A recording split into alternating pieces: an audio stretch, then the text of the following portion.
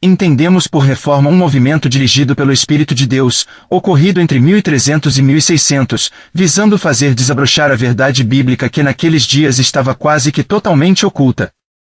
A igreja da época era totalmente apóstata, apesar de usar o nome de cristã. Os homens da religião, em sua maioria, visavam tirar proveito próprio de sua posição, vivendo para os prazeres. Esta igreja desconhecia a doutrina da salvação pela fé no Senhor Jesus. Seus ensinos eram boas obras para a salvação, perdão dos pecados através de indulgências, por serviços prestados à igreja ou por dinheiro, submissão cega à autoridade clerical, proibição da leitura das sagradas escrituras pelo povo e a idolatria.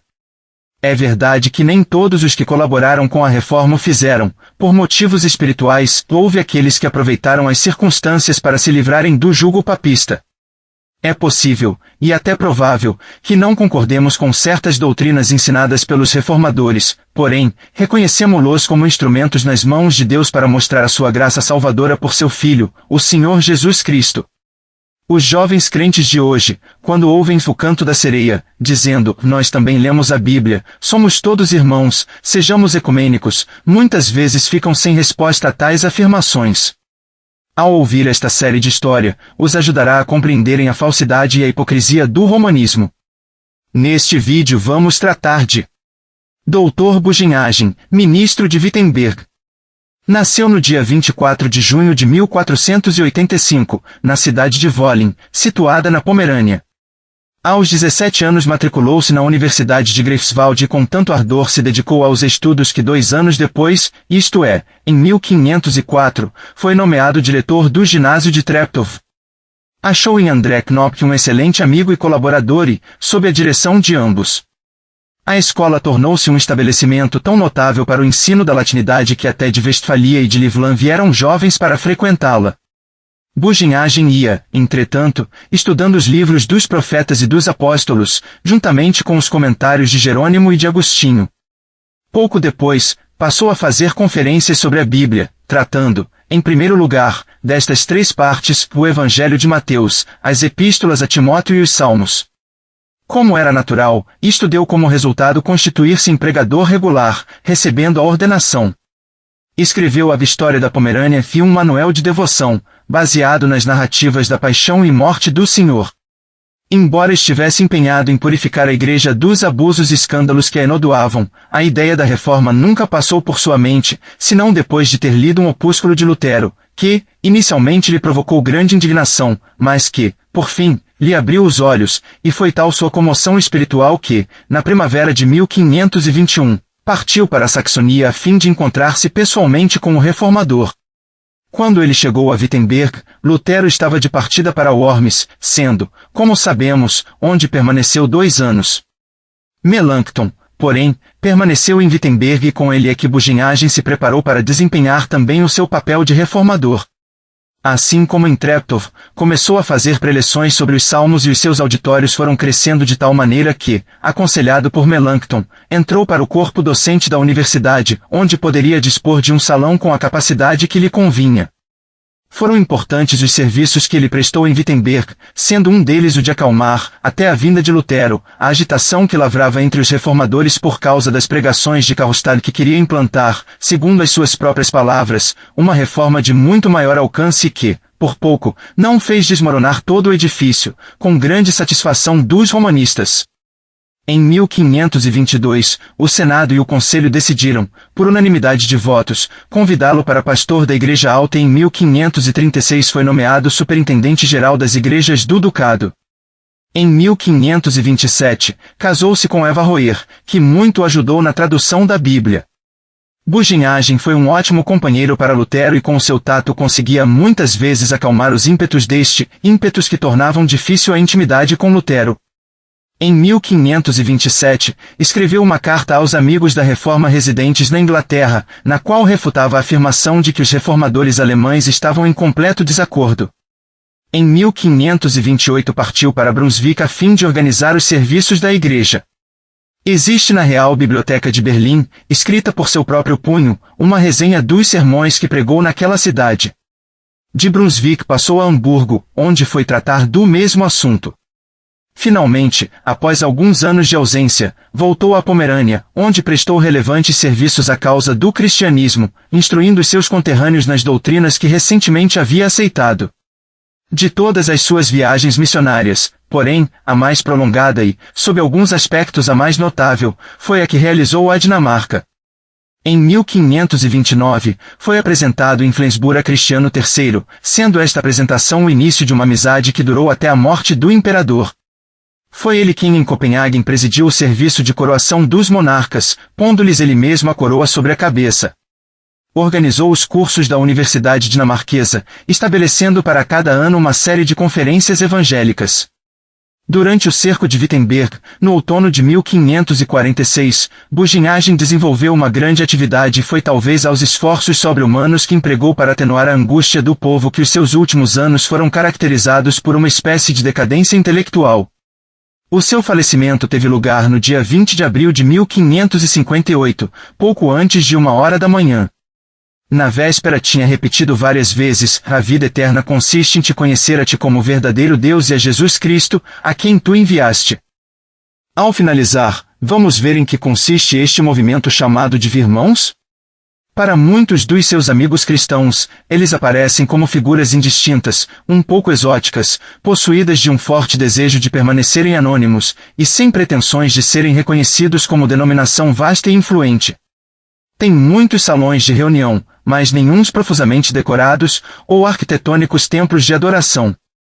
São normalmente vistos como cristãos bem-intencionados, mas desprovidos de história, e dificilmente de qualquer identidade. É contudo interessante notar que um historiador, ao escrever acerca do movimento dos irmãos, começou as suas observações afirmando o seguinte: não tem paralelo em toda a história da Igreja de Deus, visto que em nenhuma outra altura foi a palavra de Deus por si só e liberta de qualquer tradição, tomada como guia daqueles que têm buscado um reavivamento na Igreja de Deus. H. Sultan, 1863. Muitas pessoas considerarão a afirmação acima como algo de extravagante, mas verifica-se que ainda hoje os irmãos aderem muito de perto à palavra de Deus, e buscam ser primariamente guiados por essa palavra. Assim, a pergunta tem que ser feita: como surgiu este movimento? Onde começou? Quem foram os homens e mulheres envolvidos no seu começo? Será que a voz deste movimento tem alguma relevância no mundo evangélico atual? Terá ele tido algum efeito marcado na mudança do padrão do pensamento evangélico desde o seu princípio? De forma a poder responder a todas estas perguntas com profundidade, seria necessário ter-se ao dispor mais tempo e material do que este escritor possui. Só nos é permitido assim oferecer um breve esboço da história do movimento, referindo sumariamente algo relacionado com os esforços missionários, ou seja, a difusão do movimento à escala mundial, e considerando a posição doutrinária e situação atual do movimento, no fecho do século XX. Ao olharmos para a história do movimento dos irmãos, chegamos rapidamente à conclusão de que se trata de uma descrição cativante de uma contínua herança espiritual que tem suas raízes nos tempos apostólicos. É verdade que o movimento agora conhecido por Irmãos Plymouth, Irmãos Cristão pode ser reconstituído até a data de 1825, mas sido provado que este foi simplesmente um saliente, marcando um acontecimento dentro de movimento constante do cristianismo. A declaração de Sultan, referida no capítulo 1, conquanto possa ser um pouco enfática, mostra pelo menos uma coisa: se os pioneiros irmãos estavam pisando o caminho bem gastos por anteriores espíritos radicais, fizeram-na na ignorância de seus predecessores. O momento foi uma erupção espontânea de um continuado elemento no cristianismo, que ainda hoje é largamente ignorada pelos escritores de assuntos religiosos. Não se pode assim marcar uma data definida para o começo desta obra de Deus que conhecemos como movimento dos irmãos. Ao contrário disto, porém, parece que durante um determinado período de tempo certos homens piedosos reconheceram que nem tudo estava bem com a igreja estabelecida. Eles ansiavam por uma caminhada mais íntima com o Senhor, e um relacionamento mais simples e significativo com Ele. Na maior parte dos países da Europa Ocidental e na maioria dos grupos religiosos, o começo do século XVIII foi marcado como sendo uma altura de declínio da vitalidade. Nos países católico-romanos, Roma dominava e determinava os termos pelos quais pessoas se podiam aproximar do Senhor.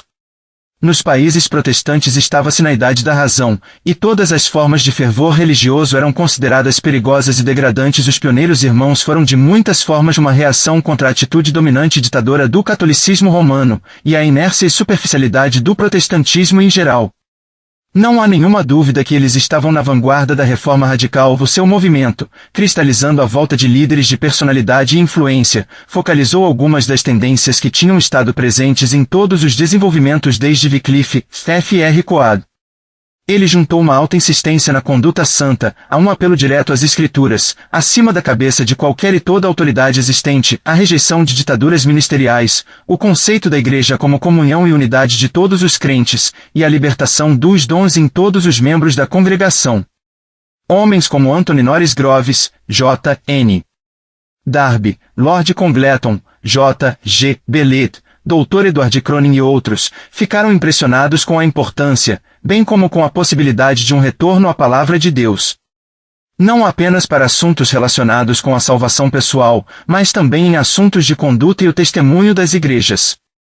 Anthony Norris Groves. Em 1827, Anthony Norris Groves, um dentista de Plymouth, encontrava-se em Dublin, Irlanda, estudando no Colégio Trinity. Em conversas com J. G. Bellet, um advogado, Groves afirmou que pelos seus estudos das Escrituras parecia-lhe que os crentes eram livres para partirem o pão uns com os outros, tal como o Senhor lhes ordenara, e ainda que, deixando-se guiar pelas Escrituras, passariam a reunir-se sempre no dia do Senhor para este mesmo propósito, à parte de quaisquer restrições eclesiásticas. Até aquela altura, o dispensar da ceia do Senhor tinha estado nas mãos das autoridades eclesiásticas. Muito pouco tempo depois, um grupo reunia-se em Dublin com este propósito.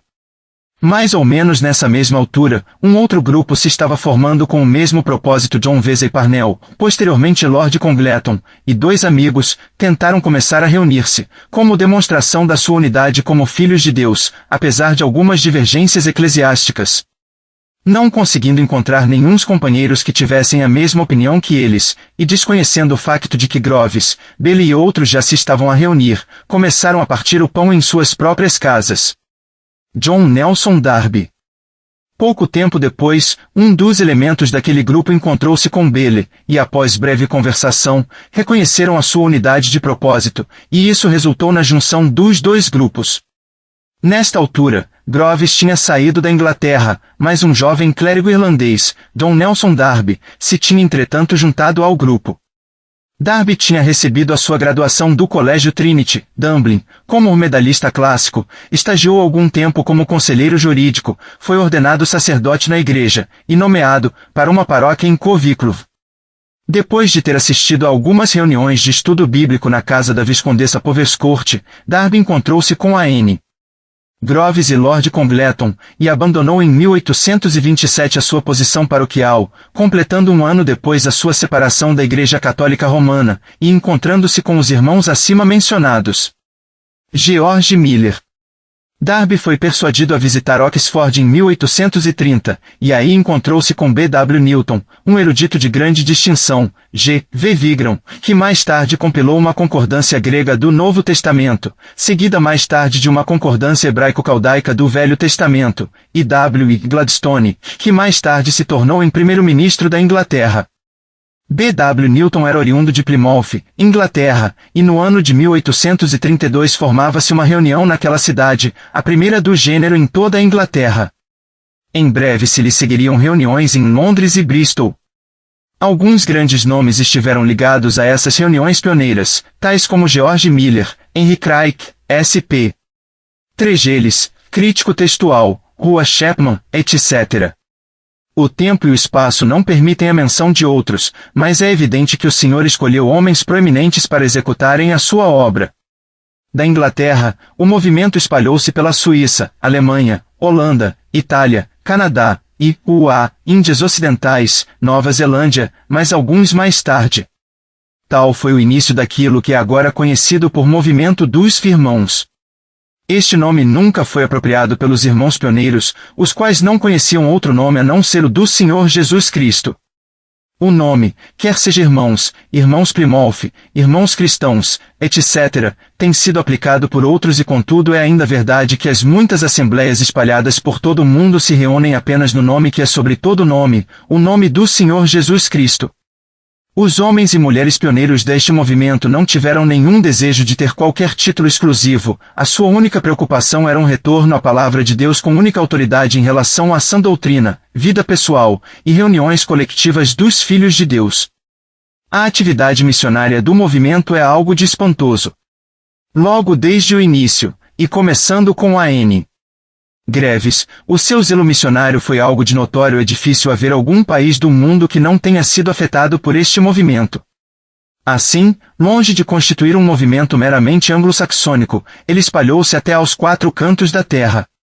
Na maior parte dos antigos países comunistas, de leste, podiam e pode encontrar-se assembleias de cristãos que se reúnem sob os princípios simples do Novo Testamento, os mesmos princípios que foram a luz guiadora dos primeiros irmãos. Deus, na sua grande graça, tomou e enviou das suas fileiras vastos números para testemunharem em terras estrangeiras. Em 1829, a N. Groves, dependendo apenas de Deus, foi até Bagdade, capital do Iraque, por meio de um pequeno iate, indo primeiro a S. Petersburgo, ex-Leningrado, e depois através do sul da Rússia, em carroça, até Bagdade. Foi com sua esposa e 2 filhos, de 9 e 10 anos, o tutor dos rapazes, a irmã de Sr. Groves, Lydia, Miss Taylor, e o Sr. Batty, um jovem da Irlanda. Depois de terríveis contratempos, começaram a trabalhar em uma região que estava sendo devassada pela praga bubônica. Quase todos os habitantes da cidade eram muçulmanos fanáticos que se deliciavam em assassinar pessoas, fazer guerras e roubar. Durante aquele tempo, Mary Groves morreu atingida pela praga, bem como o pequeno bebê que lhes tinha nascido. Mais de 30.000 pessoas pereceram naquela terrível doença. Durante todo aquele tempo Groves tinha se mantido fiel ao seu senhor, dependendo dele apenas para suprir as suas necessidades. De Bagdade, Groves foi até a Índia, e estabeleceu ali o trabalho no Delta Godavari. Visitando Inglaterra em 1853, ficou enfermo, e passou a presença do seu senhor na casa de George Miller, em Bristol, com a idade de 58 anos. Groves era um exemplo típico dos velhos pioneiros, aqueles que através de labutas autoimpostas e sacrifícios levaram o evangelho a muitas terras, estabelecendo assembleias de povo de Deus, e dando muitos o seu todo, e mesmo até suas vidas por amor ao evangelho. A obra no continente europeu tinha sido ajudada por uma viagem evangelística na Espanha, em 1832, conduzida por R.C. Chapman. Mais tarde, isso foi acompanhado e seguido por ensinadores, e depois de 1869 a obra desenvolveu-se em Barcelona, Madrid, e na província da Galiza. Cerca de 1870, a obra desenvolveu-se também em Portugal, e tornou-se um dos maiores grupos evangélicos no país. Um trabalho interessante começou na Itália, sob a liderança de Conde Piero Guicciardini, cabeça de uma das mais antigas e famosas famílias em Florença. Em 1851, Guicciardini e outros 6 crentes foram presos pela polícia por terem organizado leituras privadas da Bíblia, em sua casa. Foi condenado a 6 meses de prisão, e mais tarde exilado. Numerosas prisões de crentes se seguiram em Florença, por nenhuma outra razão a não ser a profissão da fé evangélica, e por organizarem leitura da Bíblia em seus lares. A Itália tem tido um forte trabalho indígena por mais de um século, o qual continua, apesar do que o inimigo possa fazer. Os esforços missionários continuaram a espalhar-se através de toda a Europa, América do Norte, do Sul, Canadá, Nova Zelândia, Austrália, África, Rússia, Índia e Ilhas das Caraíbas. A China, Japão e outros países do Extremo Oriente foram alcançados e grupos de assembleias foram formados em todos estes lugares. Muitas organizações missionárias bem conhecidas atualmente tiveram suas origens nos irmãos. Podiam-se mencionar muitos nomes ligados ao grande esforço de obedecer ao mandamento de Senhor, e de todo o mundo e pregai o Evangelho. Podemos pensar no Dr. Baedeker, que gastou tanto tempo na Rússia, Hudson Taylor na China, F.S. Arno na África, C. Bull no Tibete, ao lado dos que já foram mencionados, e muitos mais que deixaram suas casas e familiares, sacrificando-se, em simples obediência ao mandamento do Senhor. Tem sido afirmado que de todos os grupos evangélicos, nenhum providenciou tantos missionários para terras estrangeiras como o movimento conhecido por Firmãos. A nossa oração constante é para que os jovens de hoje possam receber essa mesma visão que receberam os primeiros irmãos, entregando-se totalmente ao Senhor, e estando dispostos a ir onde quer que Ele se envie. Os campos de hoje estão na verdade brancos para a ceifa. O mandamento de ir foi dado há quase 2000 anos atrás, e nunca foi rescindido. Há tantas portas abertas, tantas almas partindo para a eternidade sem Cristo, que desculpa teremos nós para apresentar ao Senhor por não termos saído para alcançar os perdidos? Jovem cristão, não esperes que os homens te enviem, olha somente para o Senhor, e confia nele completamente para a direção e para o suprimento de todas as tuas necessidades. Não compareças perante o tribunal de Cristo de mãos vazias. Nesta sessão, tentaremos contemplar brevemente a posição doutrinária do movimento dos irmãos e considerar a posição corrente. Não tem faltado ao movimento seus críticos e detratores, mas poucas pessoas espirituais poderiam negar que não tenha sido uma tentativa honesta de retorno às Sagradas Escrituras, e que tenha em certa medida atuado como um saída à terra para pôr em xeque a apostasia da cristandade moderna. Os antigos crentes em Dublin e Plymouth voltaram ao Novo Testamento para sua direção. Eles não perguntaram, que diz Roma, ou, que pensavam os pais da igreja, mas sim, que diz Espírito Santo através da palavra. Aqui estava o princípio vivo, a base para cada reavivamento autêntico que tem tido lugar, um retorno à palavra de Deus. Havia uma simplicidade de coração quase que ingênua em resposta à leitura da Bíblia, e que conduzia a uma completa devoção a Cristo como cabeça da igreja. Isto conduziu em troca a um reconhecimento da unidade do corpo de Cristo, a presença do Espírito Santo, o sacerdócio de todos os crentes e as implicações da unidade cristã. Eles reconheceram que a igreja não é uma monarquia, tampouco uma democracia, mas sim uma teocracia. Ou seja, somente Cristo é o cabeça da igreja. A liberdade do Espírito não é a liberdade para que cada um faça o que lhe apetece, mas para que cada um seja guiado e controlado pelo Espírito Santo. Uma coisa que se verifica em assembleias modernas é a relutância em reconhecer a importância de uma obediência literal ao ensino das Santas Escrituras. Em alguns casos, o ensino e princípios da Bíblia têm sido suplantados pelos ensinos de homens, por vezes em busca de algo de novo e outras vezes por ser mais fácil seguir os homens, do que, em oração e devoção, seguir o ensino do Senhor, tal como está revelado em sua palavra. Nos dias antigos, o exame longo e cuidadoso das Escrituras constituía a regra na decisão da conduta, tanto dentro como fora das reuniões. Os antigos irmãos verificaram que o próprio Senhor coloca anciãos em cada igreja como guias e ensinadores. Isto não implica que os crentes devam eleger anciães de acordo com os seus próprios desejos, mas que devem sim esperar no Senhor que Ele levante aqueles que Ele qualifica para apacentarem o rebanho. Os santos irão reconhecer aqueles a quem o Espírito Santo tem chamado, e submeter-se a eles no Senhor. Os antigos irmãos também puderam ver pela Escritura que cada assembleia louca devia ser independente das outras no governo da igreja, não estando ligadas por estruturas denominacionais ou políticas eclesiásticas, mas sendo livres para reconhecerem outras assembleias como parte da grande grela de Cristo, quando vistas nessas assembleias evidências da presença de Cristo. Nas antigas reuniões dos irmãos, a prática de batizar os crentes na altura da sua confissão de fé no Senhor Jesus, tal como é ensinado e exemplificado no Novo Testamento, foi iniciada, e tem sido continuada até hoje nas assembleias, através de todo o mundo. Da mesma forma, o ajuntamento para celebrar a ceia do Senhor era, e tem sido até hoje, uma das principais reuniões dos irmãos. Em relação a isto, podemos acrescentar dois comentários, ou melhor, duas citações dos antigos irmãos. Primeiro, o Dr. Edward Cronin, convertido do catolicismo romano, que escreveu a um amigo, os abençoados períodos com a minha alma que conhecemos naquelas primeiras reuniões, quando deixando a mobília ao lado, e pondo a simples mesa com o seu vinho, nos encontrávamos para recordar e ser períodos de alegria para nunca mais esquecer, certamente que tínhamos e sorriso e aprovação do Mestre naquelas reuniões. Em segundo lugar, citamos George Miller, em relação à ceia do Senhor. Embora tenhamos um mandamento específico relacionado com a frequência da sua observância, o exemplo dos apóstolos e dos primeiros discípulos levar-nos apesar disso, a observar esta ordenança em cada dia do Senhor. Assim tem esta prática continuado até ao dia presente em todas as assembleias conhecidas por irmãos. O movimento conhecido como Irmão surgiu porque a vida que existia na igreja parecia ser formal e sem vida. Quando raiou o século XVIII, raiou uma igreja adormecida, havia pouco ou nenhum entusiasmo em lado algum por uma caminhada íntima com o Senhor, a aderência à sua palavra tinha deixado de lado, e o racionalismo e ritualismo estavam tomando seu lugar. O movimento dos irmãos começou espontaneamente, como um movimento do Espírito Santo operando nos corações e mente dos homens.